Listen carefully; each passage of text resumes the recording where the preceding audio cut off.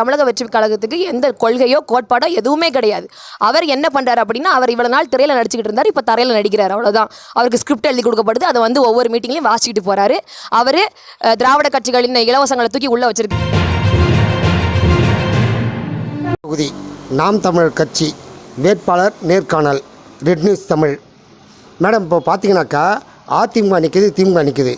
அதை எதிர்த்து நீங்கள் நிற்கிறீங்க. அடுத்து பார்த்தீங்கன்னா விஜய் நிற்கிறாரு.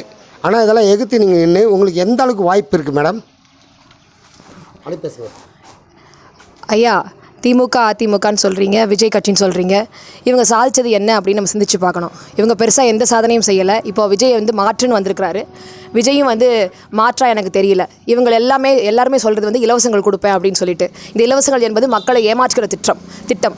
அவங்க வந்து இப்போ பார்த்தீங்க அப்படின்னா மக்களுக்கு இலவசம் கொடுப்பாங்க, அதுக்கப்புறம் டாஸ்மாக் கடை திறந்து வைப்பாங்க, நல்ல தரமான கல்வி, தரமான குடிநீர், தூய குடிநீர், இல்லைனா இலவசமான மருத்துவம், இதெல்லாம் தரமாக எதுவுமே இருக்காது. இப்போ பார்த்தீங்க அப்படின்னா எல்லாமே ஏமாற்று வேலையாக இருக்குது. அப்போ விஜய் எங்கேருந்து மாற்றா வந்திருக்காரு? அவரும் மாற்று கிடையாது. திமுக அதிமுக விஜய் எல்லாருமே வந்து என்ன சொல்கிறது அப்படின்னா திராவிட கட்சிகள் தான் அவங்க எல்லாமே. அவங்கள வந்து நீங்கள் வந்து மாற்றாக சிந்திக்க முடியாது. இங்கே வந்து ரெண்டு சித்தாந்தத்துக்கு நடுவில் தான் போட்டி. என்ன அப்படின்னா திராவிட சித்தாந்தம் ஒன்று, இன்னொன்று தமிழ் தேச சித்தாந்தம். திராவிட சித்தாந்தத்தின் பக்கம் வந்து திமுக அதிமுக விஜய் நிற்கிறாங்க. தமிழ் தேச சித்தாந்தத்தின் பக்கம் நாங்கள் நாம் தமிழர் கட்சிக்காரங்க நிற்கிறோம். மக்கள் வந்து எங்களை உற்று நோக்குறாங்க, கவனிக்கிறாங்க. எங்களின் அரசியல் அவங்களுக்கு புரியுது.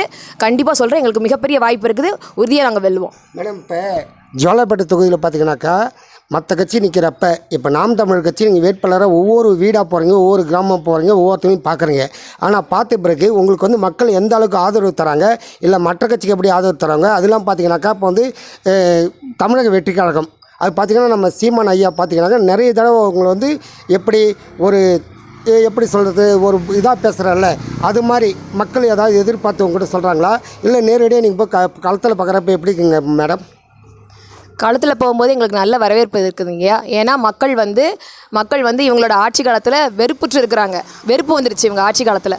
மக்கள் கேட்குறாங்க, எங்களுக்கு தண்ணியே இல்லை அப்படின்னு கேட்க ஆரம்பிச்சிட்டாங்க. தண்ணி இல்லை, தண்ணி இல்லாமல் மக்கள் வந்து வேளாண்மை எப்படி நடத்துவாங்க ஐயா? யோசிச்சு பாருங்கள். ஜோலார்பேட்டை தொகுதி அப்படின்றது வேளாண் விளைநிலங்கள் நிறைந்திருக்கிற பகுதி. முழுக்க வேளாண்மை விளைநிலங்கள் நிறைந்திருக்குது. இந்த இடத்துல தண்ணி இல்லைன்னா மக்கள் எப்படி வேளாண்மை செய்ய முடியும்? குடிக்க தண்ணி இல்லை. மக்கள் சொல்கிறாங்க, எங்களுக்கு கடந்த 20 நாள் தண்ணி இல்லைம்மா, தண்ணி இல்லாமல் நாங்கள் வந்து லாரி தண்ணி வாங்கி ஊற்றுறோம் அப்படின்னு சொல்கிறாங்க. 800 ரூபாய் ஒவ்வொரு லாரி தண்ணி வாங்கி ஊற்றுறாங்க அவங்க. அப்போ வேளாண்மை செய்ய தண்ணி இல்லை, குடிக்க தண்ணி இல்லை, தெருவுக்கு டாஸ்மாக் திறந்து வச்சுருக்கீங்க. இப்படி பல விஷயங்கள்ல மக்கள் அடி வாங்குறாங்க. அவங்க வந்து அதை வந்து அவங்களுக்கு தெரியுது. அணை என்பது 960 ஏக்கர் பரப்பளவு கொண்ட அணை. இன்றைக்கி அந்த செட்டேரி அணையை அதுக்குள்ளே வந்து ஆக்கிரமிப்புகள் நடக்குது. ஆக்கிரமிக்கிறாங்க, மண்ணள்ளி விற்கிறாங்க, மண்ணள்ளி விற்கப்படுது. அதாவது ஊரெல்லாம் அடங்கினதுக்கப்புறம் இரவு நேரங்களில் லாரி லாரியாக மண்ணள்ளி விற்கிறாங்க.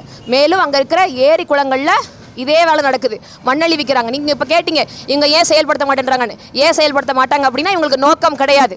மக்களை தற்சார்பு பொருளாதாரத்துக்கு நோக்கி இழுத்து செல்லணும் அப்படின்ற நோக்கம் இவங்களுக்கு கிடையாது. இவங்களுக்கு வந்து மண்ணள்ளி விற்கணும், பிளாட்டு போட்டு விற்கணும், சாராய கடையை திறக்கணும், இதுதான் அவங்களோட நோக்கம். மக்களுக்கான நல்வாழ்க்கைக்கான எந்த நோக்கமும் இவங்களுக்கு கிடையாது. அந்த நோக்கம் இருக்குது நாம் தமிழர் கட்சிக்கு மட்டும்தான். மேடம், இப்போ நாம் தமிழர் கட்சி தொடங்கி குறைஞ்சபட்சம் 15 ஆண்டுகள் மேலே ஆயிடுச்சு. இப்போ 20வது ஆண்டு தொடங்கி 20 ஆண்டுகளாக பார்த்தீங்கன்னா இப்போ நாங்கள் 8.5% வாக்கு வாங்கியிருக்குன்னு சொல்கிறீங்க.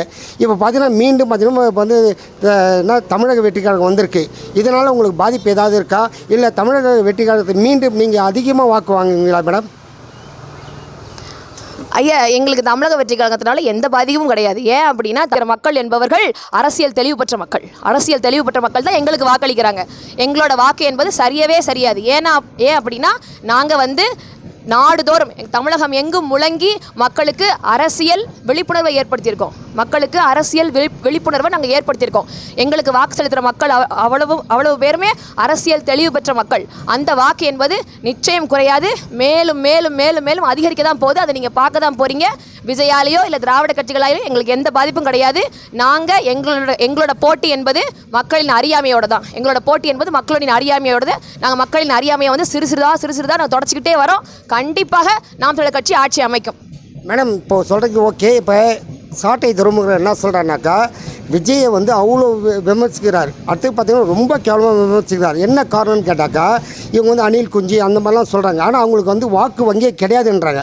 ஆனால் நாம் தமிழர் கட்சிக்கு வந்து பார்த்திங்கன்னா 8.5% இருக்குன்னுக்காங்க. ஆனால் இப்போ பார்த்தீங்கன்னாக்கா அவர் சொல்கிறாரு, யார் சாட்டை துறைமுகர் குறைஞ்சபட்சம் எங்களுக்கு 15% எங்களுக்கு வாக்கு வங்கி உயருக்கு போதுங்க அப்படின்னு சொல்கிறார். அதை பற்றி நீங்கள் என்ன நினைக்கிறீங்க? ஐயா, பொது வாழ்க்கைக்கு வந்தால் விமர்சனங்களை தாங்கித்தான் ஆகணும். என்ன விமர்சனம் செய்கிறாரு நீங்கள் சொல்கிறீங்க? அவர் சரியாக தானே விமர்சனம் செய்கிறாரு. இவங்க எடுத்து வைக்கிற அரசியல் என்ன தெளிவு இருக்குது, அந்த தெளிவை தானே அவர் கேள்வி கேட்குறாரு. அதெல்லாம் ஒன்றும் நீங்கள் வந்து விமர்சனங்கள் நீங்கள் வந்து தாங்க முடியாதவங்க எதுக்கு நீங்கள் இப்போ பொது வாழ்க்கைக்கு நீங்கள் வரீங்க? சரியான விமர்சனங்கள் தான் வைக்கப்படுது. அவர் இலவசங்களை அறிவிக்கிறாரு. தாலிக்கு தங்கம், அவர் பெண்களுக்கு நாங்கள் வந்து மோதிரம் போடுவேன், கல்யாணத்துக்கு குழந்தைகளுக்கு பிறந்த குழந்தைகளுக்கு நான் மோதிரம் போடுவேன்றாரு. இவ்வளோ தங்கத்தை அவர் எங்கேருந்து கொண்டு வருவார்? சும்மா அடிச்சு விடுறது இதெல்லாம் இந்த வாக்குறுதிகளை தான் அவங்க வந்து இதெல்லாம் நிறைவேற்றினா தானே இந்த வாக்குறுதியெல்லாம் நம்ம எங்கே நிறைவேற்ற போகிறோம் அப்படின்ற மனசில் வச்சுக்கிட்டு தான் அவர் வந்து இவ்வளோ வாக்குறுதிகளை அள்ளி தெளிக்கிறாரு.